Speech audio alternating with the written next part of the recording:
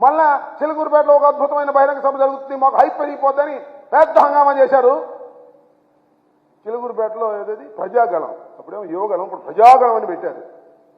చిలుకూరుపేట బహిరంగ సభ ఏ సందేశాన్ని ఇచ్చిందని మనం చేస్తున్నాం.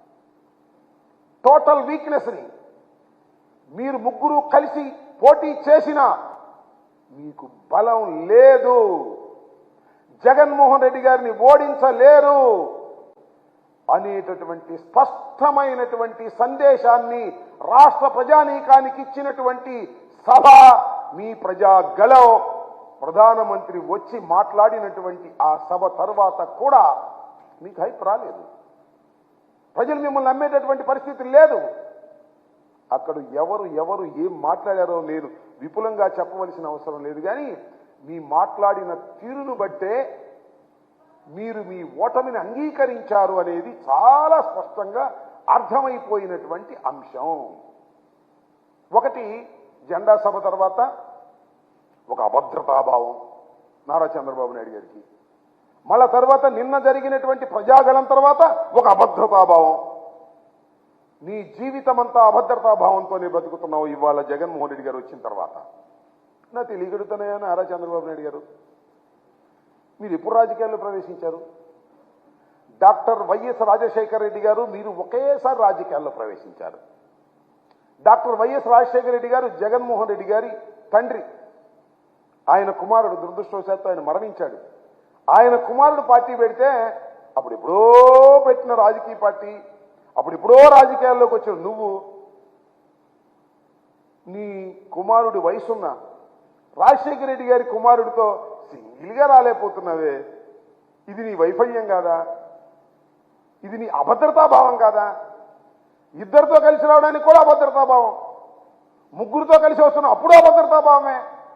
ఇంకెవరు లేరు, లేదా అని కూడా కలుసుకుంటావు ఓ నలుగురు ఉంటే. నీ మొత్తం రాజకీయం అంతా ఈ 5 సంవత్సరాలు అభద్రతాభావంతోనే బతుకుతూ ఇవాళ అంటాడు భద్రత లేదంట. ప్రధానమంత్రి గారు వస్తే భద్రత చూపించలేదంట రాష్ట్ర ప్రభుత్వం, పోలీసు యంత్రాంగం.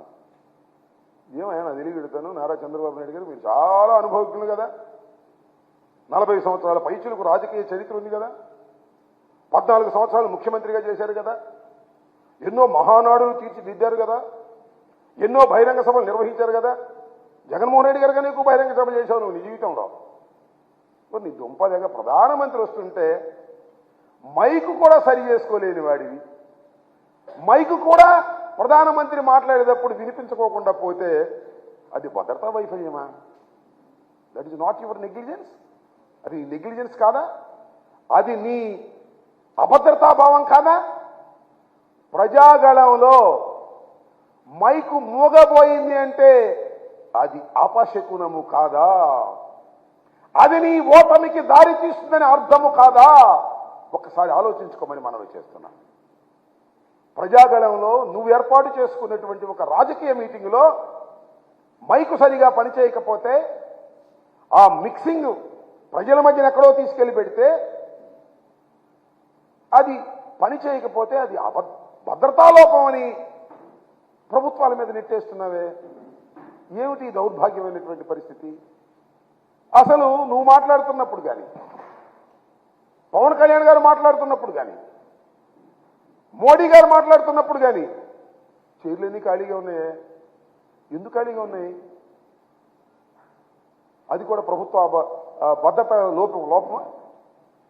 ఇది సరుకు లేకే కదా, నీ పార్టీకి సరుకు లేదు, ముగ్గురు కలిసినా సరుకు లేదు, జనం రాలేదు, చైర్లన్నీ ఖాళీగా ఉన్నాయి. ఇంత వైఫల్యం చెంది ఈ వైఫల్యాన్ని ఎవడి మీద నెడదాం? జగన్మోహన్ రెడ్డి గారి మీద నెడదామా? ప్రభుత్వం మీద నెడదామా? పోలీస్ యంత్రాంగం మీద నెడదామా అనేటువంటి ఒక నీచమైన ఆలోచన తప్ప మేము ముగ్గురు కలిసినా జనం రావడం లేదు, ఏమిటి కారణమని ఆలోచించుకునే పరిస్థితిలో మీరు లేకపోవడం చాలా దురదృష్టకరమైనటువంటి అంశంగా నేను భావిస్తా ఉన్నాను.